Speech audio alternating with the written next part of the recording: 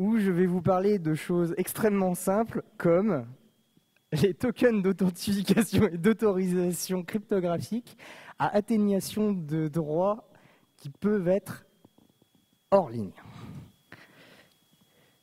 Donc je m'appelle Yannick Duerne, je suis développeur touche-à-tout et j'ai 3 passions dans la vie.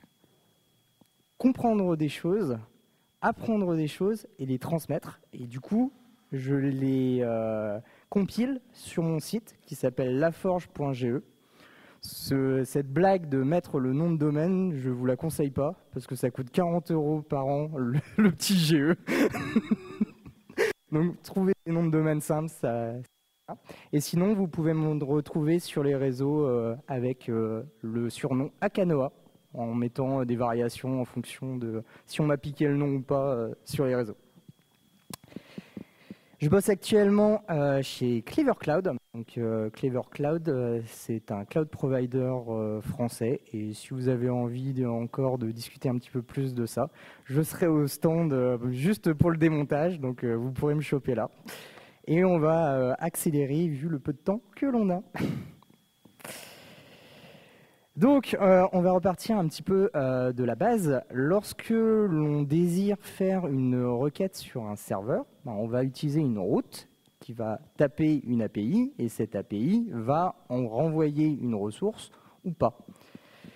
Mais toutes les ressources ne sont pas accessibles publiquement. Il y a des pages qu'on appelle privilégiées qui empêchent les utilisateurs qui ne sont pas connus d'accéder à ces ressources. Et du coup, pour accéder à ces ressources, on utilise une authentification qui va se diviser en 2 parties. L'identification qui est le nom d'utilisateur et le mot de passe qui va servir de preuve comme quoi on est la personne qu'on considère être. Et si c'est bon, l'API va nous renvoyer la ressource que l'on a envie. Mais ça, c'est chiant parce que il faut le faire à chaque fois. À chaque fois qu'on veut passer d'une page à l'autre, il faut redemander l'autorisation au serveur pour dire oui, je suis bien moi, machin.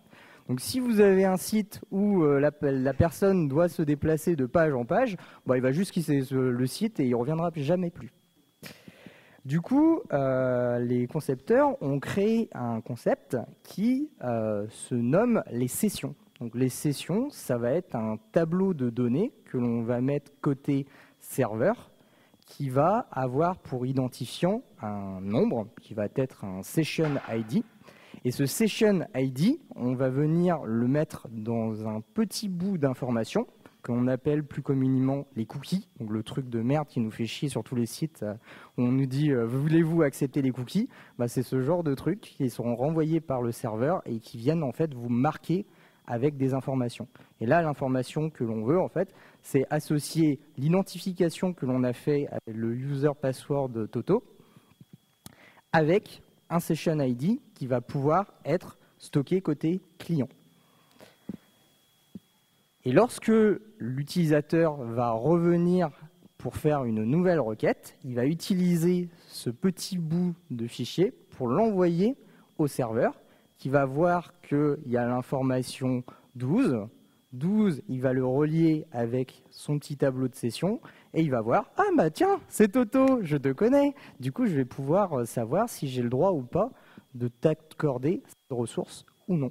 Et du coup, on a un système qui va permettre aux utilisateurs de pouvoir se balader de page en page sans avoir besoin de réutiliser leur mot de passe en permanence.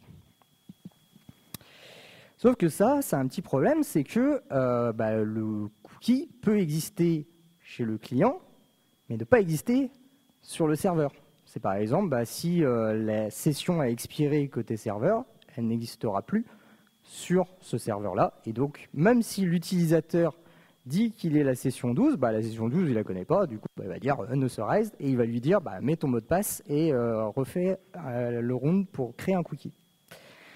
Ce truc a un petit problème, c'est que dans les infrastructures modernes, on ne va pas avoir qu'un seul serveur.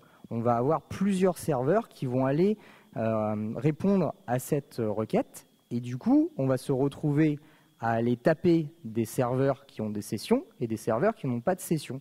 Et donc, en fonction de la chance, soit on va se faire jeter, soit on va être accepté et on va avoir la ressource qui va nous être octroyée.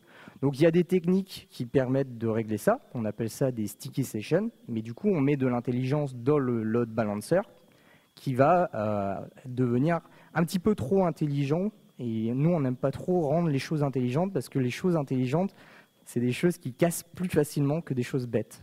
Et en informatique on aime bien les choses bêtes et assembler plein de choses bêtes entre elles pour faire des choses intelligentes.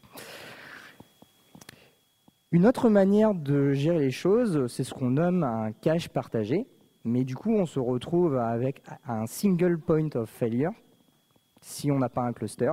Et donc si ce cache partagé meurt, toutes les sessions de tous les utilisateurs sont inaccessibles.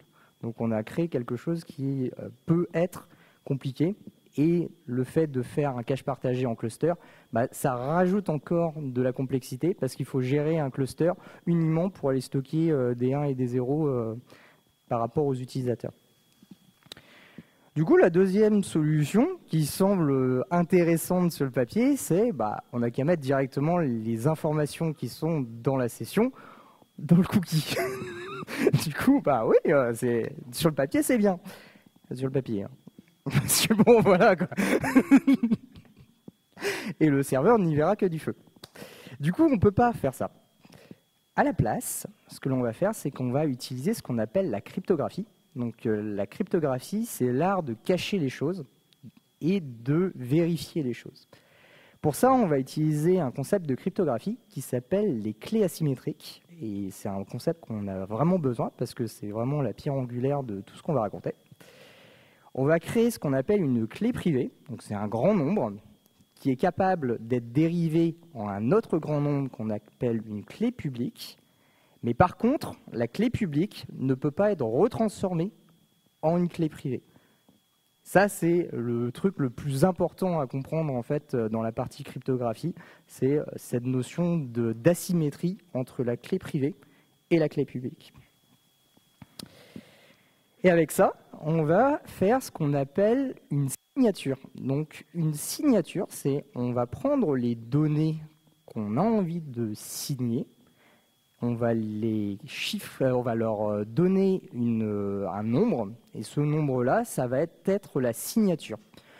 Une bonne signature, c'est quelque chose qui est rapide à exécuter et qui va changer beaucoup, même si les données changent très peu.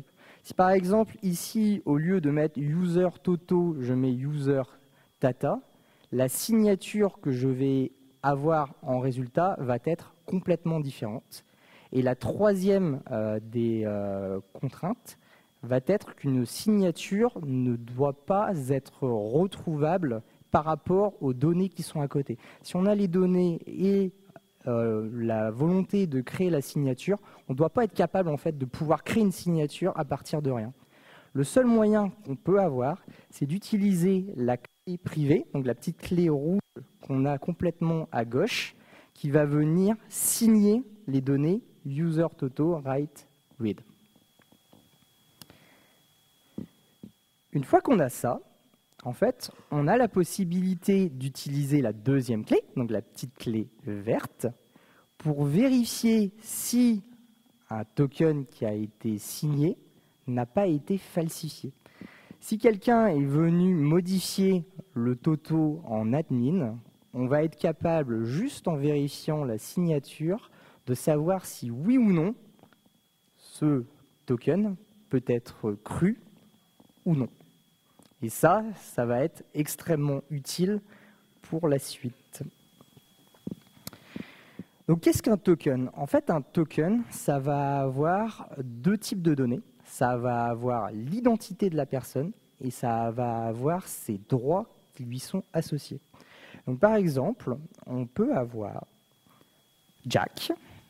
Et Jack, il a le droit d'accéder à toutes ses ressources et il a tous les droits sur toutes les ressources qu'il possède. Ce token-là, c'est un token qui a été atténué, qui a toujours l'identité de Jack, donc qui va correspondre aux ressources de Jack, sauf qu'on va venir dire, ouais, mais pas toutes les ressources, juste celles qui commencent par film. Parce que je peux avoir des données bancaires, parce que je peux avoir des photos de chats, parce que je peux avoir plein de choses. Et aussi, je vais dire, tu as le droit de lire les données, mais tu n'as absolument pas le droit de les modifier. Et donc, on vient de créer quelque chose qui va venir segmenter en fait, les droits des personnes qui vont utiliser ce token.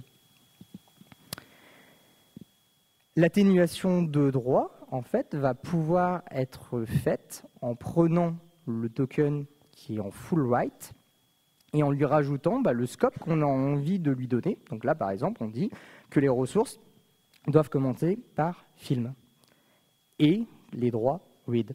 Du coup, le client va venir contacter un serveur avec son token et avec les droits qu'il a envie d'atténuer, et on va lui redonner le nouveau token avec juste film et just read.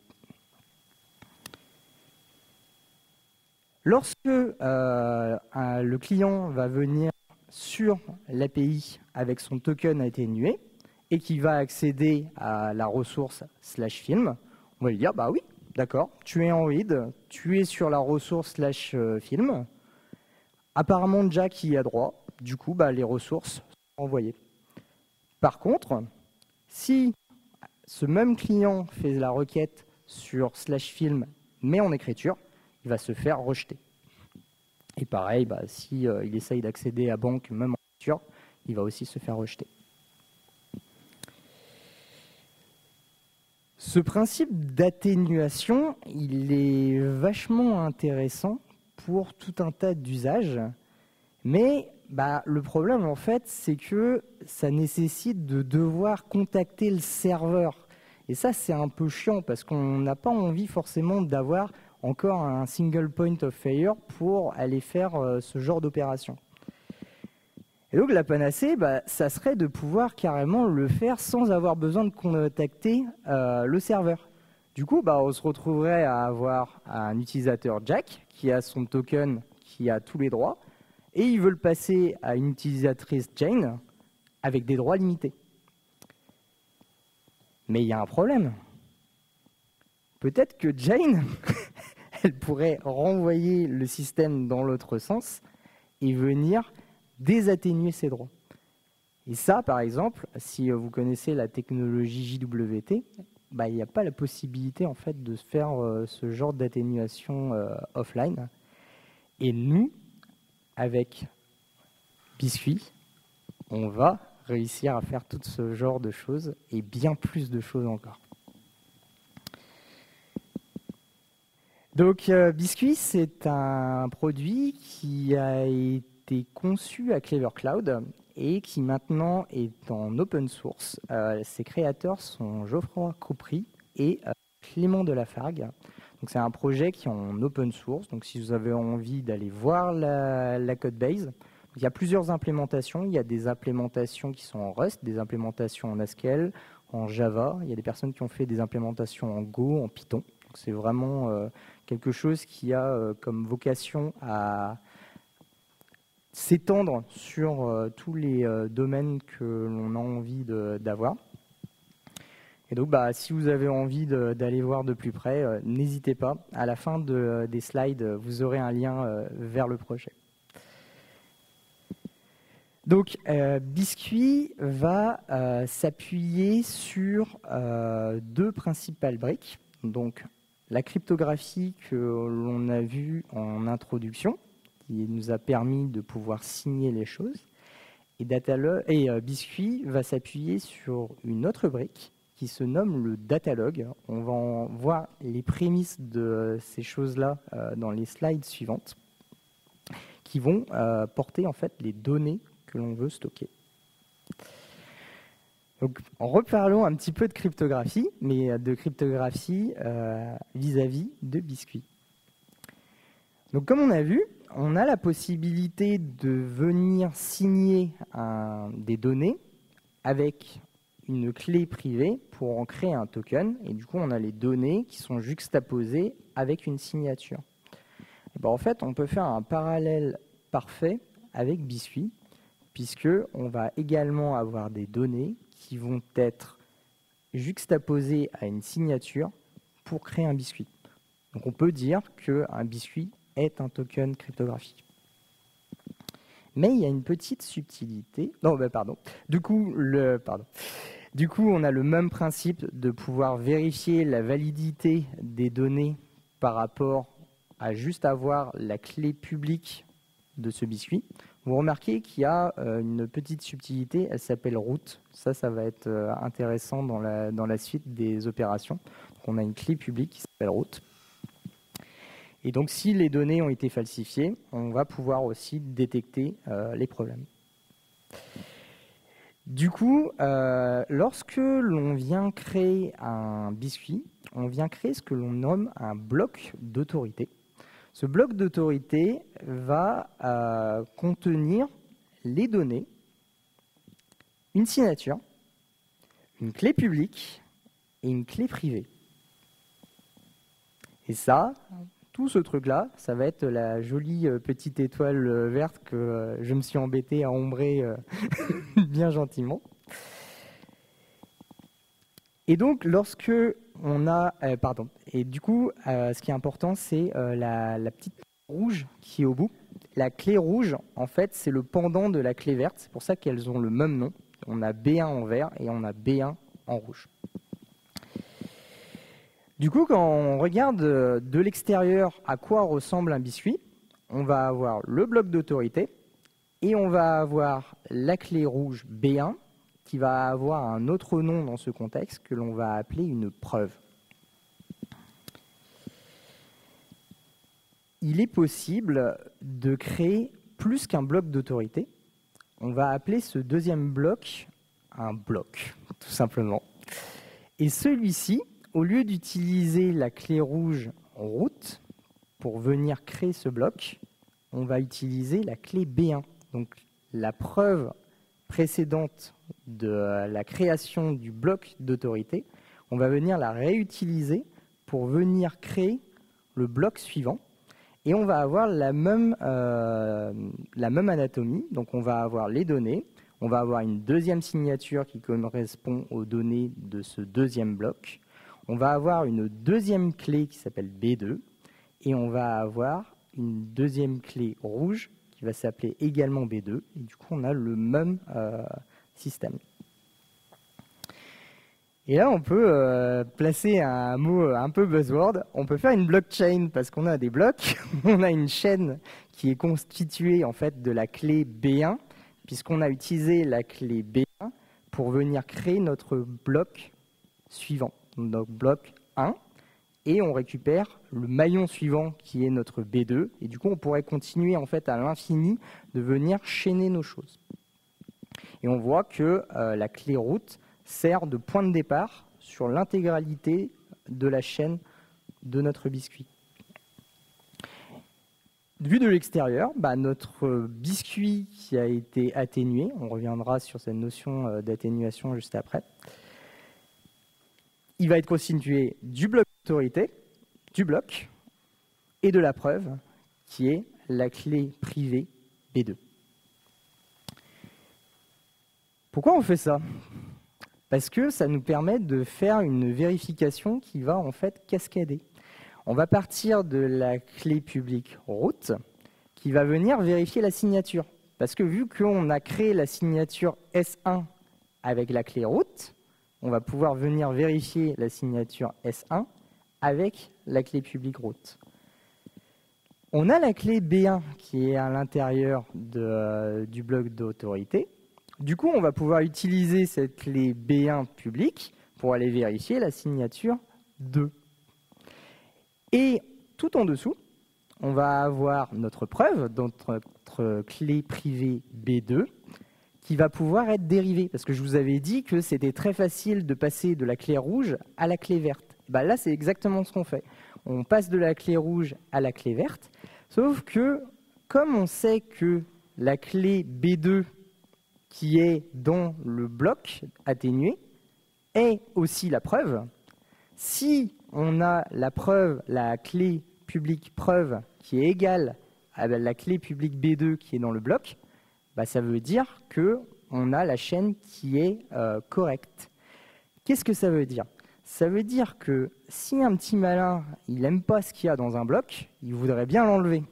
Mais il ne peut pas l'enlever parce qu'il va se retrouver face à un mur. Il va avoir la possibilité de faire la vérification de la signature S1.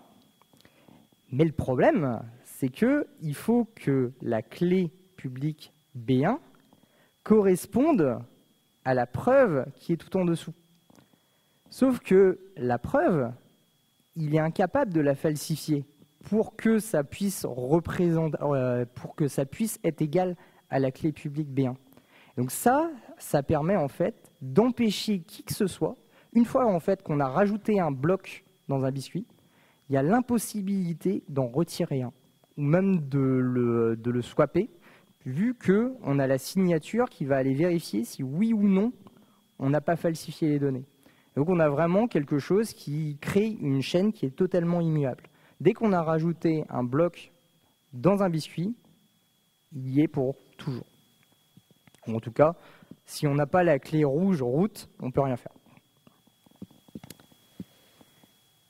Maintenant qu'on a bien parlé cryptographie, on va parler datalog. Mais avant, on va devoir introduire une autre notion qui s'appelle un autorisateur. L'autorisateur, ou authorizer, mais j'ose pas le prononcer comme ça, va venir prendre un biscuit, la clé publique root et du datalog authorizer. On va voir tout de suite qu'est-ce que c'est. Le processus d'autorisation va être constitué de deux étapes. Déjà, on va vérifier la validité du biscuit. Donc, on va vérifier qu'il n'a pas été falsifié, avec toutes les opérations que je vous ai racontées tout à l'heure. Et après, on va vérifier une autre chose. On va vérifier que le datalog authorizer vérifie le datalog du biscuit. Et là, maintenant, j'ai trop parlé de datalog, il va falloir que j'explique ce que c'est, sinon vous allez vous demander de quoi on parle. Il y a deux scénarios, pour que ça échoue. Soit la clé publique n'arrive pas à vérifier le biscuit, soit le datalog n'arrive pas à vérifier le biscuit. Parlons datalog. Alors, le datalog, c'est un langage qui est dérivé d'un très vieux langage qui s'appelle le Prolog. Donc le Prolog, c'est vraiment l'ancêtre de tout l'informatique. On est vraiment à la base de l'univers.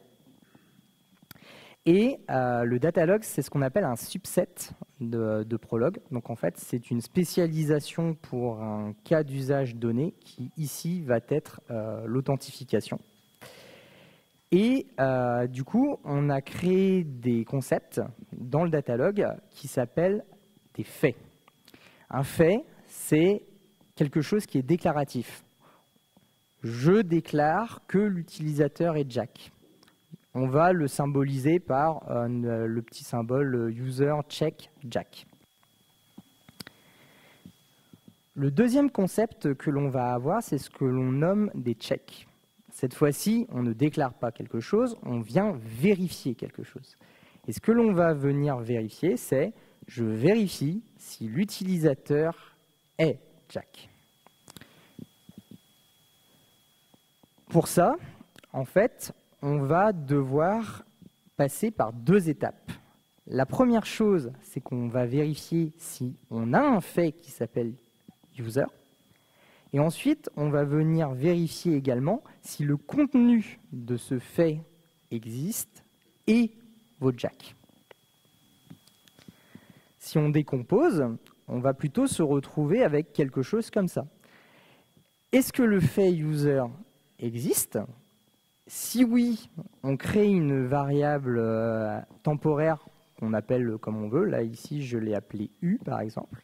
Et ensuite, on va aller vérifier l'égalité entre cette variable qu'on vient de créer et la valeur que l'on veut vérifier. Ce qui est intelligent, c'est que le datalog, c'est un vrai langage. Il a des fonctions. Du coup, si on a envie d'aller faire des mini-regex pour aller vérifier des débuts de chaînes de caractères, on peut le faire. Là, par exemple, qu'est-ce qu'on va faire ? On va vérifier que le chemin de la ressource commence par film.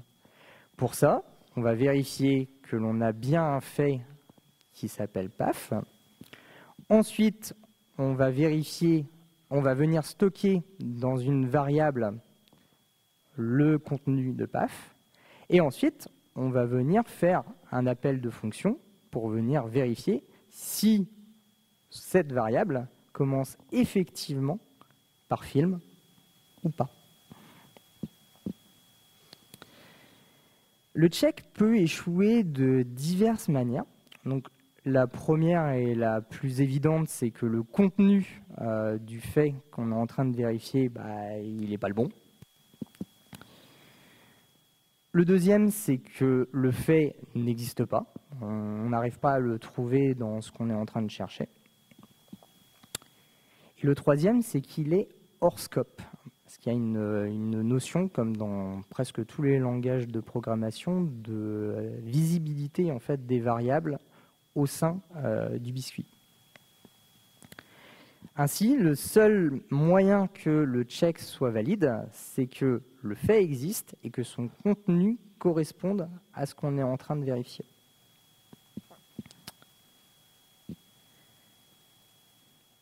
Cette notion de scope est un peu tordue. Du coup, j'ai essayé de la détailler le plus possible pour essayer de vous faire saisir les choses. Donc, si on s'intéresse dans notre bloc 1 au check 2, en fait, on va s'apercevoir que le check 2 ne va voir que les faits de son bloc et les faits de l'autorité. Mais les faits qui sont dans le bloc 2, il ne les voit pas. Donc le fait 5, pour lui, est totalement invisible. Si on s'intéresse au check 3 du bloc 2, il va voir le fait 5, mais pas les faits qui sont dans le bloc 1. Mais par contre, il verra l'autorité. Donc les faits 1 et 2. L'autorité la plus serrée, elle ne voit que ces faits. Elle ne voit pas les faits qui sont dans les blocs.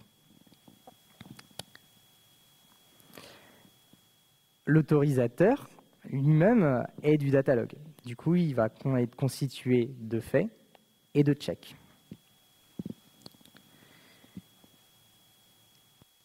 L'autorisateur, de la même manière que l'autorité, ne va voir que ces faits, mais également les faits qui sont dans l'autorité. Par contre, tous les faits qui sont dans les blocs seront totalement ignorés.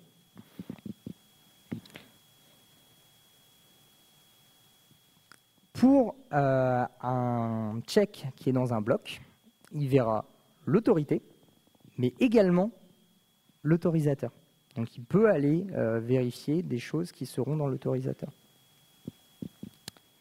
L'autorité est toujours aussi énervée et ne veut pas voir les blocs, mais par contre, acceptera les faits qui sont dans l'autorisateur. Pourquoi on fait ça? Parce que c'est bien compliqué quand même. La raison, c'est que vu qu'on laisse les utilisateurs créer leurs propres blocs et que ça passe jamais par le serveur, il y a peut-être un moyen qu'il écrive qu'il est admin dans un bloc. Sauf que vu qu'on a la notion de scope, l'autorisateur, lui, il va vérifier que l'utilisateur il est 1. Le bloc 1 lui dit qu'il est 1, mais comme il ne le croit pas, il ne va même pas le prendre en compte. Il va prendre uniquement en compte l'autorité. Et l'autorité, c'est quelque chose qui est en dehors de la possibilité de l'utilisateur de se faire passer pour un admin, parce qu'il a dû s'authentifier avec ses identifiants pour obtenir son biscuit. Et donc, il peut pas, s'il n'est pas admin, il n'a pas reçu un biscuit avec écrit « Je suis admin » dedans. Si le système est bien fait. Après, si vous avez fait un truc bancal, je ne peux rien pour vous. Et du coup, lorsque on vient récupérer une ressource, on va faire comme avec les tokens de tout à l'heure. On va avoir notre biscuit avec son bloc d'autorité. Côté API Authorizer, on va avoir bien sûr la clé public root qui va être à disposition de l'authorizer, qui va prendre le biscuit il va avoir son datalog et il va venir vérifier les opérations. Donc par exemple, on peut faire un petit datalog extrêmement simpliste. Donc on peut avoir dans l'autorité le fait que moi, je suis le biscuit qui possède l'utilisateur 12. Le serveur, lui, il va aller vérifier si cet utilisateur, il le connaît. Donc est-ce que c'est le 12, est-ce que c'est le 66, est-ce que c'est le 3? Si le mec arrive avec un utilisateur 13, il sera refusé. Mais là, vu qu'il est 12, il sera accepté. Mais bon, c'est un peu simpliste. Comment on fait quand on a des milliers, voire des millions d'utilisateurs? On ne va pas mettre la chaîne de tous les utilisateurs dans le tableau, c'est impossible. Du coup, on a un autre concept qui se nomme le lookup. Ça se base sur le fait que si on a vérifié un biscuit, on a vérifié que les données n'étaient pas falsifiées, du coup, on sait que les données qui sont dans l'autorité ont été écrites par un tiers de confiance. Et donc, on peut aller lire les données qui sont dans l'autorité pour être utilisées pour faire autre chose. Et ce autre chose, ça va être, maintenant je sais que ce biscuit est de l'utilisateur 12, à quelle ressource il peut prétendre. Et du coup, on va venir mettre les ACL, donc les droits de l'utilisateur dans une base de données, où on va avoir le triplet propriétaire, la ressource et les droits qui sont associés à cette ressource. Donc là, par exemple, on va avoir l'utilisateur 12 qui va pouvoir taper des films, mais aussi de la banque, avec des droits associés. Et on va avoir un utilisateur 65 qui a uniquement film 007. Et comment on fait pour utiliser ça? Typiquement, on va juste faire une requête sur une base de données avec un bon vieux SQL qui a prouvé qu'il était bien pratique. Et on va venir demander, donne-moi tous les droits qui sont associés à l'utilisateur 12 pour la ressource qui est tapée par la requête.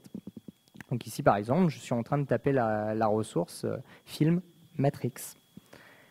S'il possède le droit, il va nous le renvoyer. Donc il va me dire, là, cet utilisateur avec cette ressource, il a le droit de lire et il a le droit d'écrire. Avec ces informations, on va venir créer un fait write qui va être un tableau, parce qu'on peut mettre plus de choses que juste des nombres. On peut mettre des chaînes de caractères, on peut mettre des flottants et des booléens. Donc ici, on va avoir notre tableau qui va être deux chaînes de caractères, read et write, associées aux droits de cet utilisateur pour cette ressource.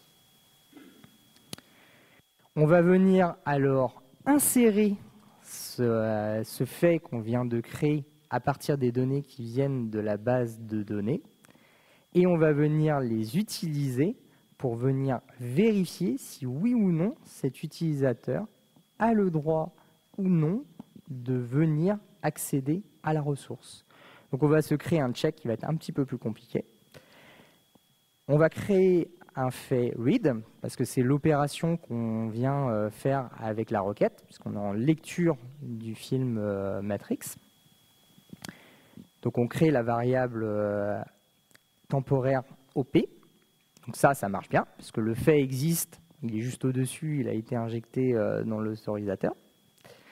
Le fait write, on vient de l'injecter, du coup c'est bien, on a notre variable temporaire write qui existe. Et du coup, on va faire une petite opération. Est-ce que OP est dans write? Ce qui correspond à dire, est-ce que read est dans le tableau read-write? Et donc là, on a le processus de validation qui passe et l'utilisateur a sa ressource. Mais si, dans le cas contraire, ce n'est pas le cas, et qu'il n'arrive pas à trouver d'entrée dans la base de données, on n'aura pas de fait qui va être généré, et on va se retrouver avec ce datalog-là. On va avoir l'opération, mais on ne va pas avoir write. Et donc quand il va venir essayer de vérifier si oui ou non l'utilisateur a les droits, il va même pas essayer de vérifier le in dans le check.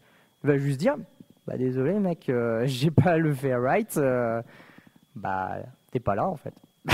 Je te donne pas accès à la ressource. Je vous avais dit tout à l'heure que on parlait d'atténuation. L'atténuation, ça va consister à créer un bloc, et dans ce bloc, on va aller mettre le datalog qui va venir atténuer les droits d'un utilisateur. Et ici, l'atténuation des droits, ça va être de dire la ressource doit commencer par film. Et c'est ça qu'on va aller vérifier, en plus des choses que l'on vérifie avant.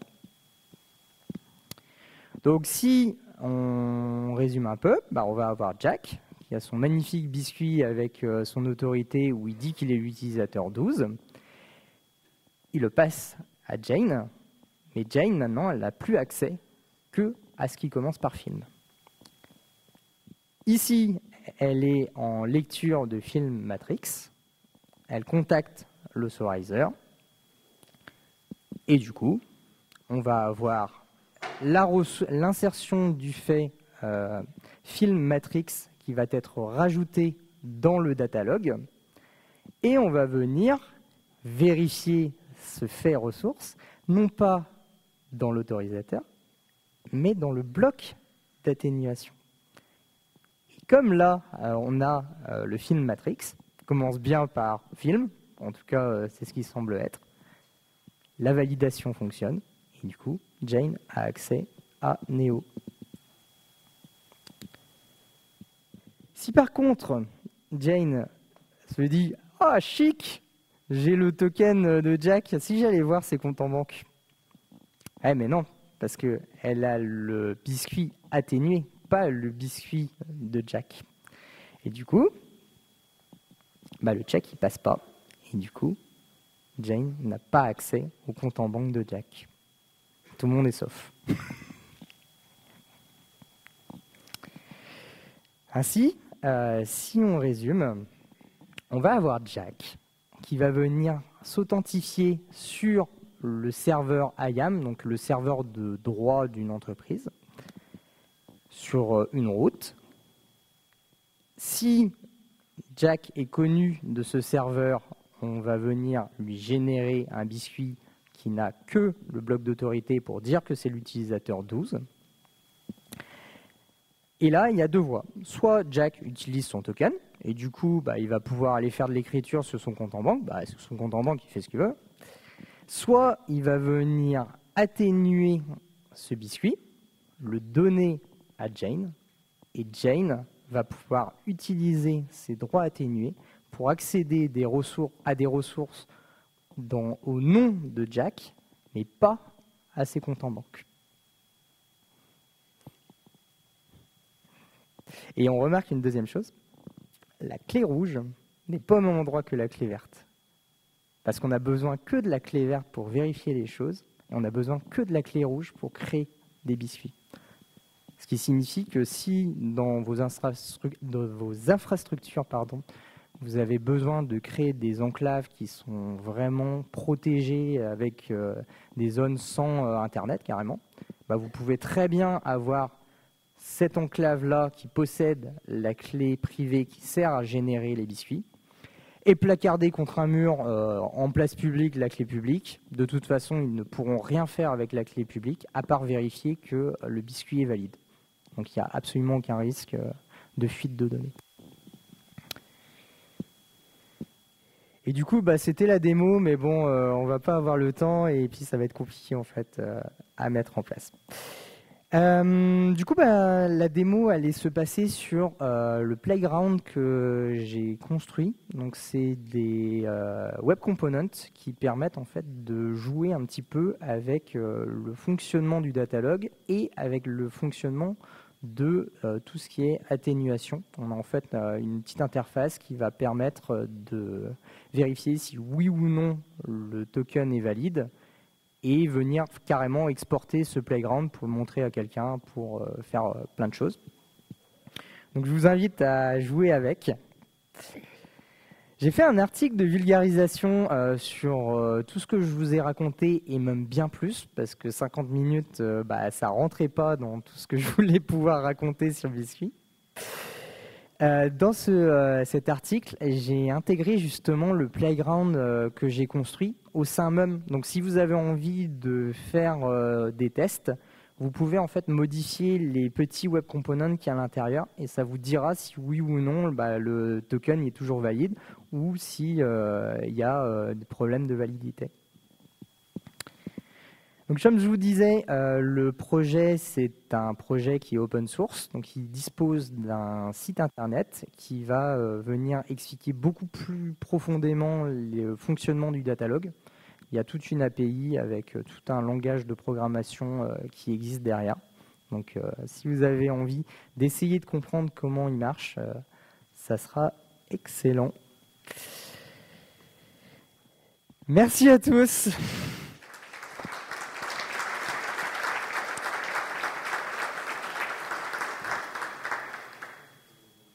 Est-ce que vous avez des questions? Oui. Merci pour la présentation. De ce que j'ai compris, tu ne peux pas ajouter un nouveau maillon en disant qu'on enlève les anciens. Oui. Et donc essayer de faire des élévations de droit comme ça. Mais qu'est-ce qui t'empêche d'enlever les N derniers maillons? Et donc de dire, en fait, la définition. La preuve. Je l'envoie sans.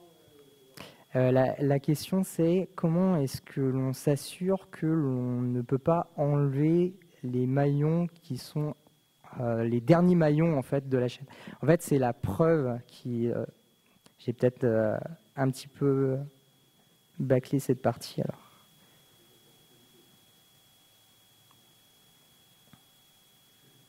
Il y a trop de dessins. Hop, c'est easy.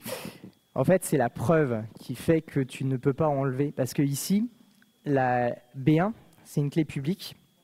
Et cette clé publique, en fait, tu ne vas pas pouvoir récupérer la clé privée qui lui est associée. Or, nous, on a besoin de cette preuve-là dans la bibliothèque pour vérifier si oui ou non la validité de la chaîne a été respectée. Donc toi, en fait, si tu supprimes ce bloc-là, tu vas te retrouver avec une preuve, mais cette preuve, c'est la preuve du bloc 1, pas la preuve du bloc d'autorité. Et donc, tu ne pourras pas, en fait, falsifier la preuve parce que tu n'as plus la clé privée B1. Elle a disparu au moment où on a rajouté un bloc. Et tu ne peux pas non plus essayer de falsifier la preuve pour qu'elle corresponde à B1 parce que tu n'en sais rien, en fait. Il y a une impossibilité. Il faudrait que tu passes des centaines de milliers d'années avant de trouver...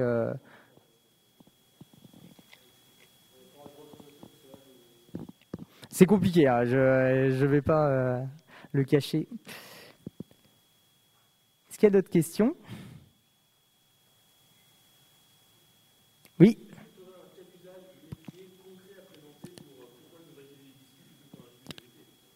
Oui.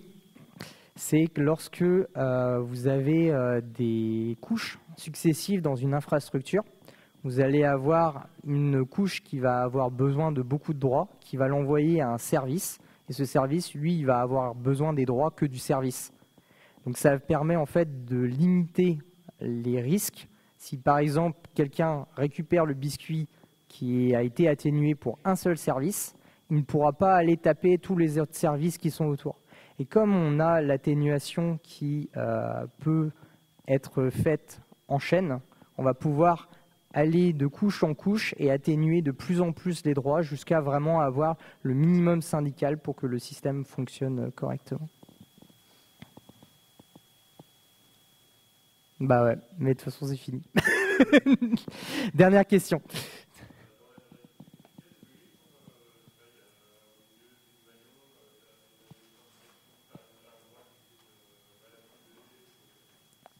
Non, c'est pas compliqué à débugger. Il y a des outils, le Playground par exemple que j'ai construit permet déjà de bien débugger ce qui peut se passer. Et après, ça dépend en fait de comment est-ce que tu as pu construire ta chaîne de blocs. Il y a juste un petit truc en fait, c'est qu'à chaque fois que vous allez rajouter un bloc, la taille du token. Bon, là, j'ai pas la démo, mais en fait, le token, ça va être une base 64 d'un protobuf. Et donc, à chaque fois que vous allez rajouter un bloc, la taille de la chaîne de caractères du token va grandir. Donc, il faut limiter au maximum la taille de la chaîne de blocs. Merci à tous.